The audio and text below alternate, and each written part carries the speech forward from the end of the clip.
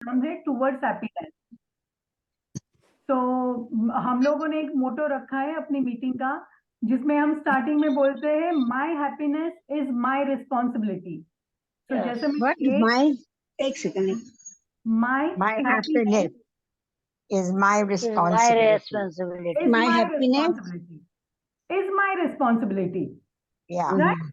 तो मैं 1 2 3 बोलूं तब सब एक साथ बोलेंगे। Okay, 1 2 3। My happiness My happiness responsibility.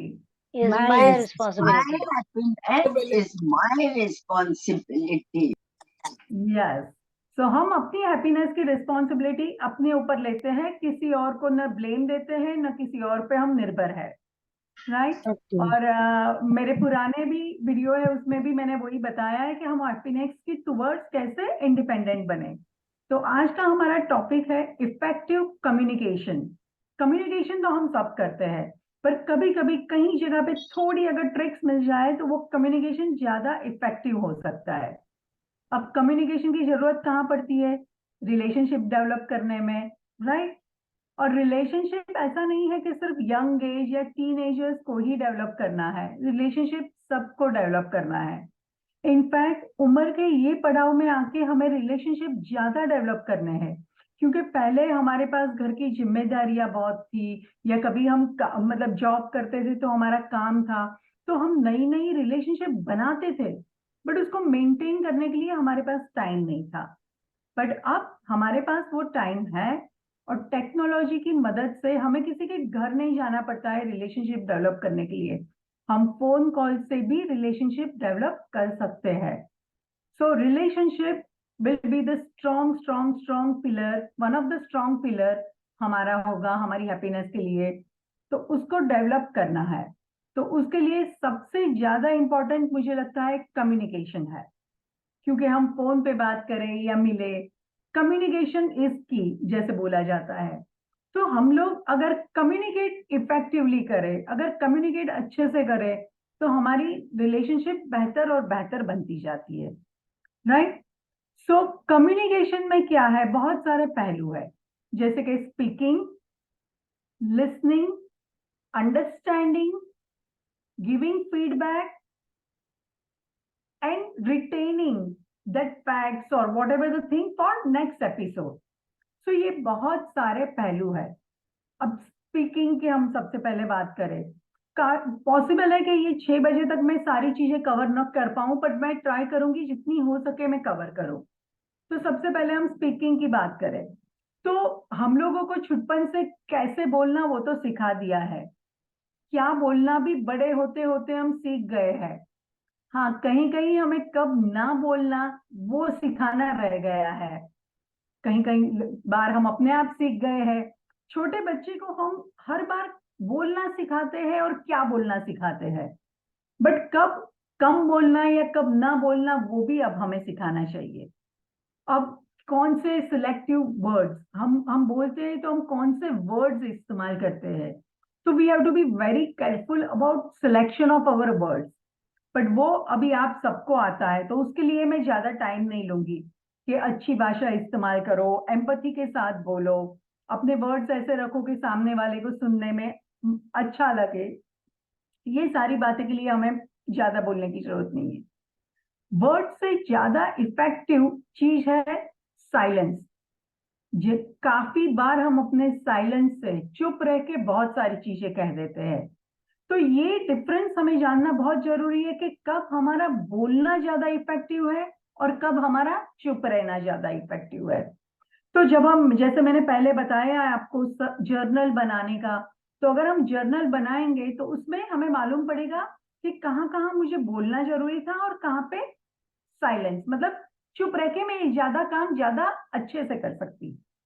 दूसरी चीज है हमारा टोन।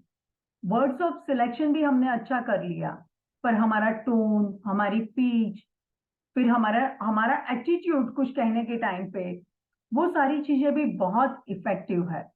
जैसे कि बहुत ही सिंपल वर्ड है थैंक्स। सो थैंक्स बोलने में भी क्या है, बहुत सारे हैं। अगर मैं सच में दिल से बोल रही हूँ, मैं बोलूंगी थैंक यू वेरी मच, तो मेरे हाव भाव से, मेरे वर्ड से, मेरे वर्ड के टोन से, अगर आप आंख बंद रखो या खुले, आपको मालूम पड़ेगा मैं थैंक्स कह रही हूँ। अगर कभी किसी बच्चे को जबरन बोल दिया दीदी को थैंक्स बोलो, वो क्या बोलेगा? थैंक्स। तो वो थैंक्स में हमें समझ पड़ता है। फिर कभी कभी हम लोग सार्काज्म में थैंक्स बोलते हैं। जैसे किसी ने हमारा कुछ बगाड़ दिया है, अच्छा सा काम किया और तो हम बोलते हैं थैंक्स। तो वैसे थैंक्स, फिर हम बोलेंगे हमने सिर्फ थैंक्स कहा, बट वो थैंक्स नहीं है, अलग अलग तरीके होते हैं। वैसे ही एक और वर्ड है, एक और सेंटेंस है जिसको मैं बताना चाहूंगी कि आप बड़े चालाक हो।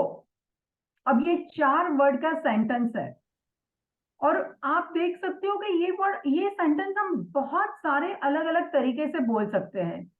आप में से कोई ट्राई करना चाहोगे एक या एक से ज्यादा तरीके से ये सेंटेंस बोलने के लिए? आप बड़े चालाक हो। आप अपने आप को अनम्यूट करके बोल सकते हो। आप बड़े चालाक, आप तो बहुत चालाक हो। हम्म। तो देखा, आशा जी ने थोड़ा सा लहका चेंज कर दिया, तो वो चालाक तारीफ है या कुछ अलग तरीके से कह रहे हैं? सेम वर्ड तकाजुब है। आप बड़े चालाक आप बड़े चालाक हो। आप बड़े चालाक हो। तो रजिया मैडम ने कहा तो उसका उसका मतलब ही बदल गया। सो हम बोल रहे हैं कि हमने क्या कहा? हमने तो कुछ नहीं कहा, हमने तो सिर्फ इतना ही कहा आप बड़े चालाक हो, मतलब मैं तो तारीफ ही कर रहा था। जरूरी नहीं है तारीफ कर रहे थे, हम बहुत कुछ सेम सेंटेंस से कह सकते हैं। तो यहाँ पे क्या है कि हम कहते हैं क्या, उसके वर्ड्स, उसका टोन, वो टाइम पे हमारे फेशियल एक्सप्रेशन, वो सारी चीजें मिलके हम कहते हैं। सो कहने के टाइम पे ये सारी चीजों का ध्यान रहता है। अब मैं ये बात करूंगी कि कम्युनिकेशन हम क्यों करते हैं। तो कम्युनिकेशन हम ज्यादातर हमारी नीड सेटिस्फाई करने के लिए करते हैं। वो नीड चाहे फाइनेंशियल हो, इमोशनल हो, फिजिकल हो, साइकोलॉजिकल हो, कोई भी नीड हो, सोशल नीड हो, कोई भी हो, जो नीड सेटिस्फाई करने के लिए हम कम्युनिकेट करते हैं, या फिर फैक्ट ट्रांसफर करनी हो। मतलब आज शाम को गेस्ट आने वाले हैं, तो वहां पे हमारी नीड क्या है कि हमने फैक्ट ट्रांसफर करनी है कि आज मैं 9 बजे टीवी देखने वाली हूँ। वहां पे क्या है, कुछ और नहीं है, सिर्फ फैक्ट ट्रांसफर कर रही हूँ। या मैं किसी से कुछ मांग रही हूँ कि मुझे आप 500 रुपया देंगे, तो वहां पे मैं अपनी फाइनेंशियल नीड सेटिस्फाई करने के लिए कह रही हूँ। तो अलग अलग टाइप की नीड सेटिस्फाई करने के लिए हम बातें करते हैं। तो जब बातें अलग अलग नीड सेटिस्फाई करने के लिए करते हैं, पर अगर हम नीड क्लियर नहीं बताएंगे तो क्या होगा कि कम्युनिकेशन होगा, बट वो कम्युनिकेशन इफेक्टिव नहीं रहेगा, क्योंकि यहाँ पे हमारी नीड क्लियरली हम सामने वाले को बता नहीं रहे हैं। तो एक चीज है कि नीड क्या है वो हमको खुद को पता चलना चाहिए कि हम क्यों ये बात कर रहे हैं, और दूसरी वो नीड कम्युनिकेट होनी चाहिए। इससे हमारी नीड अलग कम्युनिकेट होती है। जैसे अगर आप लिफ्ट में जा रहे हो और आपके बिल्डिंग का कोई आपको मिल जाए लिफ्ट में, और आप बोल रहे हो कि इट्स सो हॉट, आज बहुत गर्मी है, तो वहां आपकी नीड क्या है कि सिर्फ सोशल कम्युनिकेशन, उनसे फ्रेंडशिप या सोशल एक्नोलेजमेंट। बट अगर सेम पर्सन के घर में आप बैठे हो हॉल में, और आप अगर बोल रहे हो कि आज बहुत गर्मी है, तो वहां पे आपकी नीड सिर्फ सोशल कम्युनिकेशन नहीं है, आपकी नीड ये है कि भाई पंखा चालू करो या फास्ट करो। सो सेम सेंटेंस अलग अलग जगह पे सेम पर्सन के सेम इमोशन में कहने से भी उसकी नीड अलग अलग होती है। तो ये सारी बात हुई। अब वैसे जैसे कहना, सुनना, बोलना जरूरी है, वैसे ही सुनना भी जरूरी है। तो यहाँ पे जब मैं बोलती हूँ कि आज काफी गर्मी है, तो सुनने वालों को भी मेरा टोन, मेरे वर्ड्स, मेरी प्लेस, कहाँ पे मैं ये बोल रही हूँ, मेरे मेरे भाव भाव, सबसे ये गेस करना है कि मैं क्या चाहती हूँ। क्योंकि जब भी कम्युनिकेशन होता है तो सामने वाला क्या चाहता है वो जानना बहुत जरूरी है। अगर हम सिर्फ सुनेंगे, सिर्फ फैक्ट ट्रांसफर लेंगे, तो उससे कम्युनिकेशन इफेक्टिव नहीं रहेगा। ठीक है, तो लिसनिंग एंड हियरिंग, ये दोनों में फर्क है। हियरिंग में मैं क्या कर रही हूँ कि आप जो बता रहे हो वो मैं सिर्फ सुन रही हूँ, मैं समझ नहीं रही हूँ, मैं कुछ भी नहीं कर रही हूँ, मैं सिर्फ सुन रही हूँ। काफी लोग जब संस्कृत के श्लोक या कथा में जाते हैं ना, तो सिर्फ ये वर्डिंग सुनते हैं। तो सिर्फ सुनने से, सिर्फ हियर करने से इफेक्टिवनेस नहीं आएगी। लिसनिंग होना चाहिए, मतलब उसको समझना है, उसको ग्रास्प करना है, तो उससे ज्यादा इफेक्टिवनेस आएगी। और ये सुन के अंडरस्टैंड करके समझना है कि सामने वाले की नीड क्या है, सामने वाले क्या कहना चाहते हैं। अच्छा, अब फीडबैक पे जाने से पहले मैं ये कहने और सुनने का एक एग्जांपल देती हूँ। जैसे कि मेरे एग्जांपल में एक हस्बैंड है, एक वाइफ है। तो वाइफ ने कहा, आज आज तो मैं बहुत थक गई, मेरे पैर दर्द कर रहे हैं। और जब इतना कहा, हस्बैंड ने कहा, पता नहीं क्या इतना काम करते हो तुम, क्यों अपने आप का ध्यान नहीं रख सकते हो, पता नहीं आपके पैर दिखते क्यों है, मुझे तो दुखते क्यों है, मुझे तो वही नहीं समझ में आता है। अब ये अलग अलग सेंटेंस बोले। अब मैं पहले लिसनर के हस्बैंड के साइड से बताऊं कि जब उन्होंने कहा, पता नहीं आपके पैर क्यों दर्द कर रहे हैं, इसमें एंगर भी हो सकता है और केयर भी हो सकती है। गुस्सा भी हो सकता है कि भाई पता नहीं आपके क्यों पैर दर्द कर रहे हैं, आपने ऐसा क्या पहाड़ चाल दिया।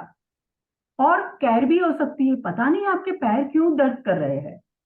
पर जब केयर और वरी, ये चीजें इतनी मिली जुली है कि हमें हमें घर में कोई लेट आए तो उसकी केयर हो या वरी हो, गुस्सा हो या चिंता है, हम जोर से ही बोलते हैं।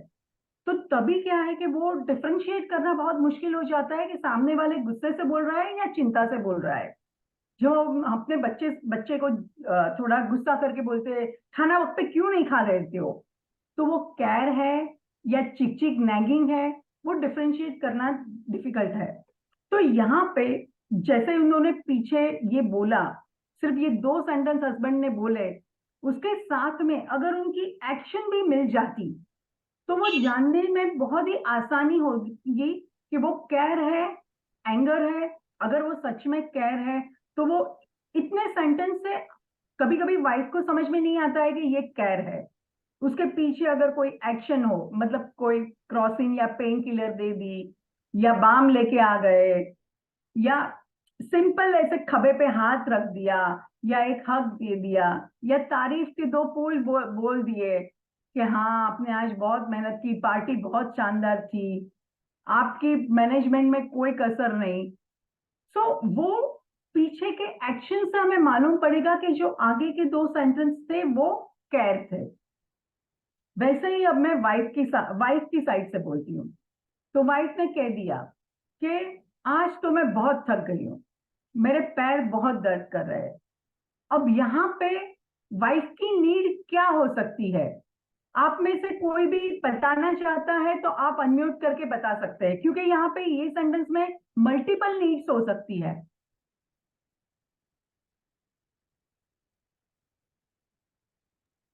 ये बताना चाहती हो कि उसके ना, हाँ, आज पैर में बहुत दर्द इसलिए क्योंकि उसने आज बहुत काम किया और उसको मदद करने वाला कोई नहीं है, या तो कोई आए उसकी मदद कर दे। राइट, तो वो नीड है कि मुझे कोई मदद करने के लिए चाहिए, वो एक नीड हो सकती है। Very good. या फिर एक मुझे आराम की जरूरत है, अब मुझे आराम की जरूरत है, अब मैं आगे अब काम नहीं करूंगी। बराबर है, ये मतलब बोल दिया कि इंडिकेशन सामने वाले को, राइट इनफ, अब राइट बहुत हो गया। हाँ, राइट, बहुत हो गया, इनफ, वो एक नीड हाँ। हो सकती है। राइट, तो जब आप दोनों की नीड को मैं पहले एड्रेस करती हूँ। जैसे आपने कहा कि इनफ हो गया, तो सिर्फ इतना बोला कि आज मैं बहुत थक गई हूँ, मेरे पैर दर्द कर रहे हैं। उसके बाद में एक सेंटेंस और दे हो गया, अब मैं आराम करना चाहती हूँ। सो ये एक सेंटेंस से सामने वाले को आपकी नीड क्लियरली समझ में आएगी, क्योंकि आपने, रजिया मैम ने जो नीड बताई और आशा मैम ने जो नीड बताई, दोनों ने सेम सेंटेंस बोले, पर दोनों की नीड अलग अलग है। रजिया मैम की नीड है कि मुझे आराम करना है, आशा मैम की नीड है कि नेक्स्ट टाइम अगर इतना काम है तो मुझे मदद करो, मेरे साथ हाथ बटाओ। बराबर है, तो दोनों की नीड अलग है। यस I सलीम भाई। feel औरत कभी थकती नहीं है घर के अपने परिवार की सेवा करते हुए. All she needs is a husband's loving one sentence, and she just wants sympathetic words from him. She'll again start working, but she just wants the other person should realize, oh yes, how much you have to do. More than what I come home at 5. your तो आपकी duty तो कभी खत्म ही नहीं होती सुबह शाम को. And these days even my mother is here. You got so much to do. कितना कुछ हो गया. She's been so uplifted in her morale. उसको स्ट्रेंथ आ जाती है फिर से काम करने. ये भी सच बात है, 100% सच बात है. तो जैसे देखा कि सेम सेंटेंस से सिरित मैम की नीड, आशा मैम की नीड, रजिया मैम की नीड अलग है. अब अगर सिरित मैम को जब बात की तब आशा मैम की नीड, रजिया मैम की नीड समझ के अगर हस्बैंड ने बोला होगा कि अच्छा ठीक है तो आप अभी सो जाओ, उनको ये लगा होगा कि आपको आराम की जरूरत है, तो you will not feel happy, क्योंकि आपकी नीड थी कि उनसे अप्रिशिएशन मिले, उनसे प्यार की 2 बातें मिले. आशा मैम की नीड अलग है. अगर उनको ऐसा लग रहा है कि नहीं अभी आज बहुत हो गया, मुझे नेक्स्ट टाइम मदद चाहिए, पर अगर आपके सामने वाले ने अगर सिर्फ मैम की नीड आपकी नीड समझी होती और तारीफों के फूल बांटते तो वो अच्छा लगता, बट उससे आपका पर्पस नहीं सॉल्व होता.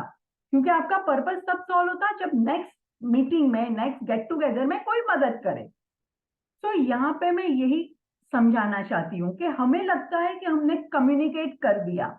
ये 2 ही सेंटेंस आप तीनों ने बोले या हम सब ने बोले, तो हमें लगता है कि हमारी नीड हमने कम्युनिकेट कर दी, पर सामने वाला समझता ही नहीं है, सामने वाला हमें प्यार नहीं करता है, सामने वाले को हमारी कदर नहीं है.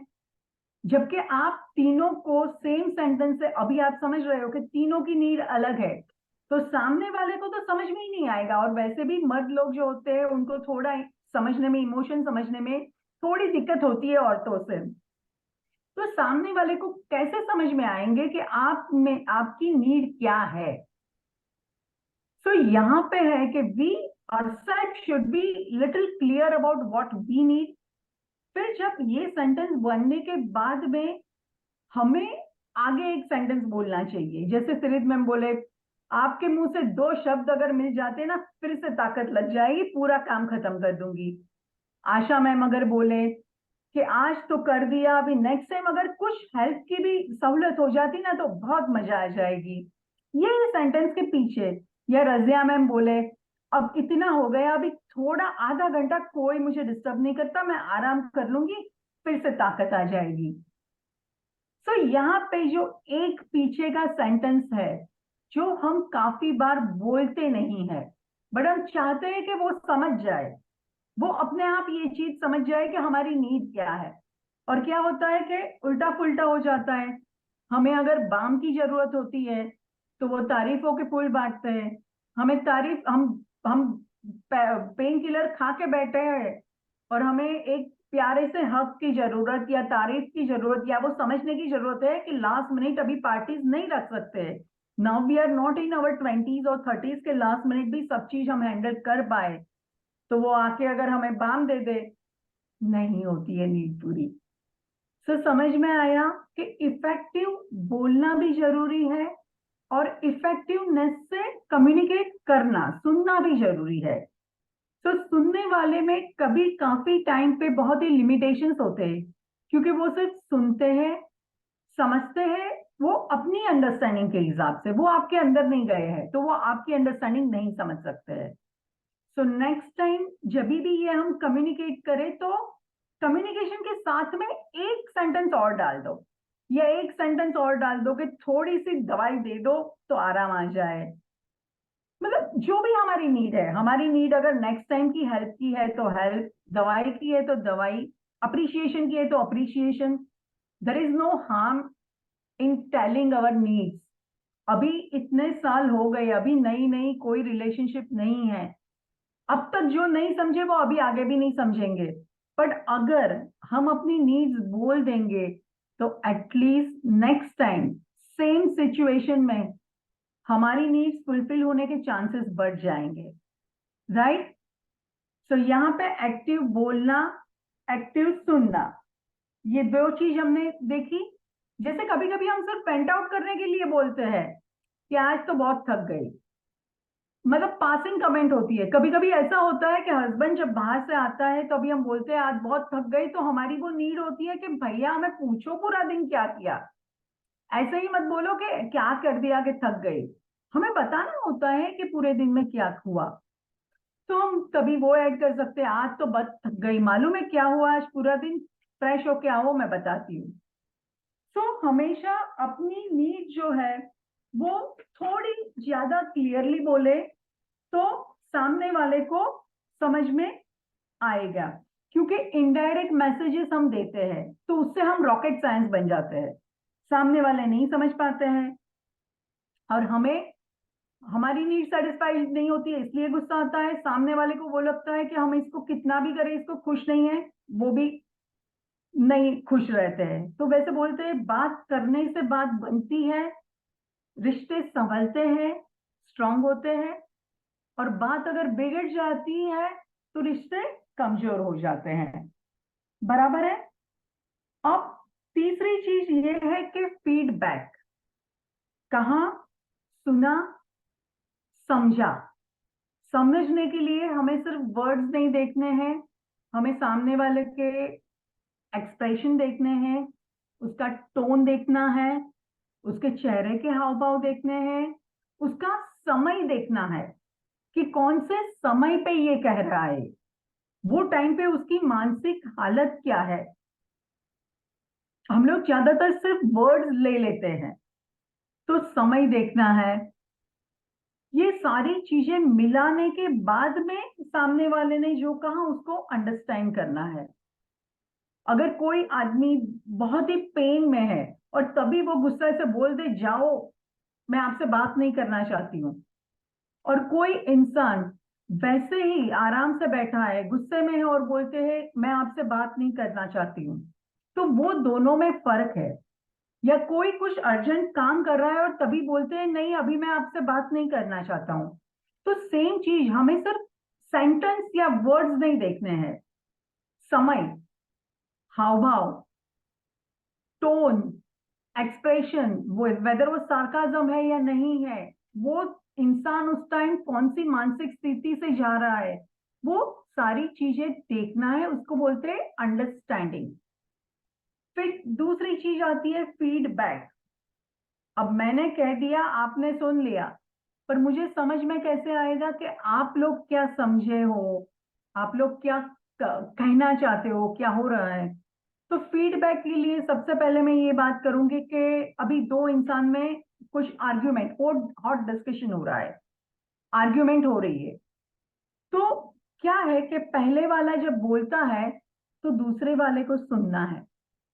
वो सुनने के बाद जब दूसरा अपना बोलना चालू करता है तो उसमें अगर वो पहले ये बोले कि आपने ये कहा, मुझे लगता है कि आपको ये बात से अपसेट हुए या गुस्सा आया है या आपको मेरी ये बात पसंद नहीं है, पर मेरा मतलब ये था। हम लोग क्या करते हैं, सामने वाले ने कुछ अक्यूज कर दिया, कुछ आर्ग्यूमेंट कर दी, कुछ हम पे अटैक कर दिया, हम जब स्टार्ट करते हैं तो सीधा स्टार्ट करते हैं, पर मेरा ये मतलब नहीं था, पर मैंने ये किया था, पर आप ये समझते हो। यहाँ पे क्या होता है कि सामने वाले को लगता है कि मुझे जो फील हो रहा है उसकी इनको पड़ी नहीं है। तो कम्युनिकेशन इफेक्टिव कब बनेगा, जब हम बात करें तो पहले हमने क्या सुना, वो हमने क्या समझा, और सामने वाले को क्या फील हो रहा है वो हमें समझ में आया। वो अगर हम बोले तो वो फीलिंग सुन के उनको लगेगा हाँ ये हमें समझ रहे हैं, और फिर जब हम अपनी बाजू बोलते हैं तो वो ध्यान से सुनने के चांसेस बढ़ जाते हैं। आप लोग देखना, कभी कभी है ना, कोई अच्छी रेस्टोरेंट में जाओ या कोई अच्छी जगह से कुछ सामान खरीदा और खराब निकला हो, तो वहां पे कंप्लेन का फोन करो। तो वो फोन करते हैं ना, तो वो लोग क्या करते हैं, पहले आपकी सारी बात सुनते हैं, फिर क्या बोलते हैं, आई एम सॉरी मैम, आपको इनकन्वीनियंस हुआ, आपको ये हुआ, आपको वो हुआ। जरूरी नहीं है कि वो इतना अच्छा स्टार्ट किया, उसका मतलब ये है कि वो आपको जो चाहिए वो दे देंगे, बट वो पहले क्या कर रहे हैं कि आपको फील करवा रहे हैं कि वो आपको समझ रहे हैं, आप क्या गो थ्रू कर रहे हैं वो उनको मालूम पड़ा और फिर वो अपनी बाजू बोलते हैं।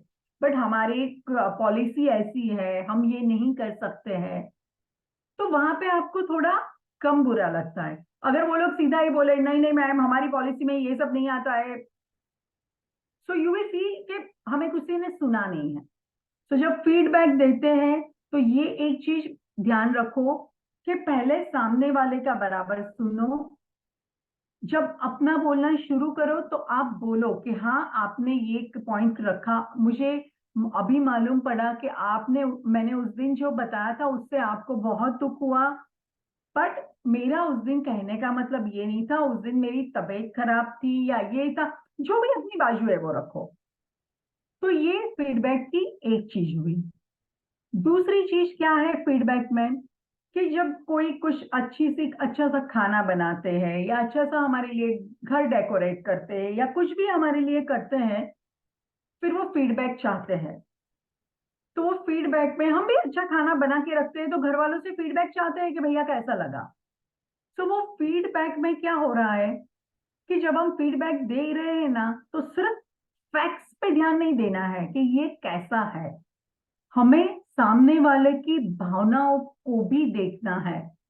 ये सब चीजें करने में सामने वाले ने कुछ एफर्ट डाली है, सामने वाले ने हमारे लिए सोचा है, हमें पसंद आए वैसा बनाने की उसने कोशिश की है, तभी वो फीडबैक के लिए खड़े हैं। अब क्या है कि मेरा परफेक्शन और आपका परफेक्शन अलग हो सकता है, मुझे एक तरह से कमरा सजाया हुआ ज्यादा अच्छा लगा हो और आपको दूसरी तरह से ज्यादा अच्छा लगा हो सकता है।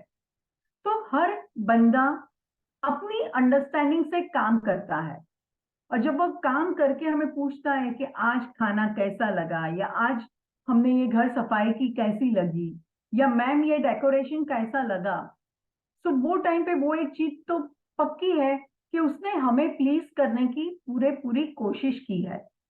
So we should first thing we should respect that please action, उसका मोटिव रिस्पेक्ट करना चाहिए। और एक चीज ध्यान में रखनी चाहिए कि जो मेरा बेस्ट है या जो मेरा परफेक्शन है वो उसका नहीं हो सकता है, उसका अलग हो सकता है। और दूसरी चीज फीडबैक देने में हमें ध्यान वो रखना है कि हम लोग घर वालों को कुछ भी कह देते हैं, बाहर वाले कोई पूछेंगे या मिलेंगे ना तो हम ढूंढेंगे कि इसको कैसे तारीफ करें, अरे आपकी साड़ी बहुत अच्छी है, अरे आपने बहुत अच्छा गाया, अरे आपने ये बहुत अच्छा किया, मतलब हो या ना हो उसमें सच्चाई हो या ना हो, हम तारीफ करेंगे क्योंकि हमें वहां रिलेशनशिप मेंटेन करनी है। तो भैया सिर्फ बाहर वालों से ही मेंटेन करनी है रिलेशनशिप, काम होगा तो कौन काम आएगा, घर वाले काम आएंगे ना। तो जब उनको फीडबैक देते हो तो एक्स्ट्रा एक्स्ट्रा एक्स्ट्रा कर लो, क्योंकि बाहर वाले को आपने अगर एक बार नहीं भी बोला कि आप आज ब्यूटीफुल लग रहे हो या साड़ी अच्छी लग रही है, ये वो उनको कोई फर्क नहीं पड़ता। ज्यादातर इंसान ये सारी सोशल टॉक है, कोई फर्क नहीं पड़ता आपके प्रेस करने से, बट घर वाले को फर्क पड़ता है। कुछ लोग हैं जो हमारे लिए खास है, तो उनका फीडबैक हमें बहुत बहुत बहुत फर्क पड़ता है। तो वहां पे फीडबैक देने के टाइम पे एक्स्ट्रा ध्यान दो, एक्स्ट्रा तारीफ करो, न सिर्फ इसलिए कि कल को वही हमें काम लगेंगे, बट उनको हमारे फीडबैक की वैल्यू है, उन्हें हमारे सर्टिफिकेट की जरूरत है, तो उन्हें सर्टिफिकेट देने के टाइम पे बहुत ध्यान देना। ऐसे कैजुअली हाँ अच्छा ही बना था खाना तभी मैंने खा लिया, नहीं वो कैजुअल नहीं, वहां पे अप्रिशिएशन जरूरी है, क्योंकि वो आपके लिए बनाते हैं, उसको बनाने की एक एक मिनट उनके दिमाग में आपका ख्याल था। तो वो फीडबैक पे खास ध्यान दो कि घर वालों पे ज्यादा इफेक्टिवली। अब नेक्स्ट चीज है सरकमस्टेंसेस, उनके सरकमस्टेंसेस क्या थे उस हिसाब से बात करनी है। ऐसे ही सही बात है तो मैंने कह दी नहीं, इसके लिए मैं एक छोटी सी स्टोरी बताऊंगी कि दो भाई थे, तो उसमें से जो छोटा एक, दोनों गांव के अलग अलग जगह घर पे रह रहे थे, तो उसमें से एक भाई गुजर गया और उसका बच्चा था वो कुछ 12-14 साल का था। तो अब घर का कमाने वाला गुजर गया, तो धीरे धीरे उसका मतलब आमदनी कम होने लगी, खर्चा कैसे निकले, अभी बच्चा 18 होने में बाकी है। तो उसकी माँ ने उसको नीलम का एक हार दिया और बोला अपना चाचा है वो ज्वेलरी है, तो उनको ये हार दे दो, उनको बोलो ये हार ले लो और जो पैसे है वो दे दो, हमारे थोड़े साल निकल जाएंगे और तब तक आप 18 के हो जाओगे, आप जॉब करने लगोगे, हमारा घर चलने लगेगा। अब बच्चा वो हार लेके चाचा के पास गया, चाचा को हार दिखाया, चाचा ने ऐसे मतलब हार हार परखा, फिर बच्चे को कहा देखो अभी मार्केट बहुत डाउन है, ये हार बहुत कीमती है, आप घर में रखो, संभाल के रखो, अभी मैं थोड़े पैसे आपको दे रही हूँ, आप एक काम करो, ये घर की ही आपकी दुकान है, मैं आपका चाचा हूँ, आप कॉलेज के बाद में मेरे यहाँ काम करने रोज आ जाया करो, थोड़ा थोड़ा काम करो, ये खानदानी हमारा जो पेशा है वो भी आप सीख जाओगे और धीरे धीरे फिर 18 साल के बाद में आपको जो करना है करना। अब ये 2-3 साल में बच्चा रोज जाता था कॉलेज के बाद में, दुकान में सब कुछ सीख गया, अच्छे से सीख गया, और जब वो काम करता था तो आमदनी भी आने लगी, इसका घर भी चलने लगा। अब जैसे बच्चा 18 साल का हो गया, एकदम सब कुछ ठीक ठाक चलने लगा, तभी वो चाचा ने बोला कि वो हार है वो लेके आओ, अभी मार्केट अच्छा चल रहा है। तो तब तक वो बच्चा खुद सब चीज परखना सीख गया था, उसने वो हार निकाला, उसको लगा मुझे मुझे खुद को देखने दो कि ये कितने का हार था, तभी चाचा ने बोला बहुत महंगा था, उसने हार को घस के देखा, उसको मालूम पड़ा वो हार नकली था। जब उसने जाके अपने चाचा को बोला चाचा आपको तो मालूम था ये हार नकली था, तो आपने क्यों नहीं बताया, आपने कहा बहुत है रखो। तो चाचा ने कहा उस टाइम आपकी मनस्थिति अलग थी और आपकी कैपेसिटी, आपकी परिस्थिति अलग थी, ये सच थी, पर ये सच बात मैं उस टाइम आपको बताता तो आपको लगता हमारी गरीबी का चाचा फायदा ले रहे हैं, चाचा की नीयत ठीक नहीं है, और हम दोनों का संबंध, अगर वही बात मैंने तब न बताई अब बताई तो हमारे संबंध ज्यादा घनिष्ठ हो गए। यही बात, यही सच्चाई थी, पर वो सच्चाई मैंने तब बता दी होती तो हमारे संबंध टूट जाते, बिखर जाते, उसमें थोड़ा अविश्वास आ जाता, क्योंकि आप लोगों को तो वही लगता वो हार सच्चा है। तो ये एक चीज है कि हमको सामने वाले के सर्कमस्टेंसेस देखने हैं, बात सच है इसलिए बता देनी है ऐसा नहीं है। फिर दूसरा है एक इनडायरेक्ट कम्युनिकेशन, अभी एक लास्ट चीज है, हमारे पास 4 मिनट है तो वो फटाफट में बता देती हूँ कि इनडायरेक्ट कम्युनिकेशन में क्या है कि हमें बोलना नहीं है, हमें दिखाना है। जैसे एक ट्रेन में एक मम्मी और एक डॉटर दोनों ही बुक पढ़ रहे थे, मतलब डॉटर छोटी सी 3-4 साल की डॉटर थी तो वो अपनी छोटी बुक पढ़ रही थी, मम्मी अपनी बुक पढ़ रही थी। तो बाजू में एक मुसाफिर था, उसने कहा ये आपकी बच्ची तो बड़े अच्छी है, आप उसको क्या बात सिखाते हो, कैसे समझाते हो, क्योंकि आजकल सब लोग मोबाइल में पड़े हैं, सबके बच्चे मोबाइल मांगते हैं और आपकी बच्ची ये जमाने में बुक पढ़ रही है, बहुत अच्छी बात है। तो उसने कहा मैं बच्ची को एक भी लेक्चर नहीं देती हूँ, कुछ समझाती करती नहीं हूँ, आप देख रहे हो ना यहाँ मैं बुक पढ़ रही हूँ। ज्यादातर बच्चे वो करना चाहते हैं जो हम करते हैं, तो शब्दों से बोलना नहीं है, हमारे बिहेवियर से हमें सिखाना है। कुछ भी एक शब्द का आदान प्रदान नहीं हुआ, फिर भी वो बच्ची मोबाइल की जगह बुक पढ़ती थी, क्योंकि उसने घर में वो वातावरण देखा है। तो जैसा हम दूसरों के पास से अपेक्षा करते हैं कि दूसरा हमें ऐसा करे या दूसरा ऐसे बिहेव करे, अगर हम भी वो करेंगे तो दूसरे की वो करने की चांसेस बढ़ जाएंगे। और एक लास्ट चीज है कि ये सब चीजें करने के बावजूद भी कोई गारंटी नहीं है कि हमारी चीजें संभलेंगी ही, इससे हमारे चांसेस बढ़ते हैं।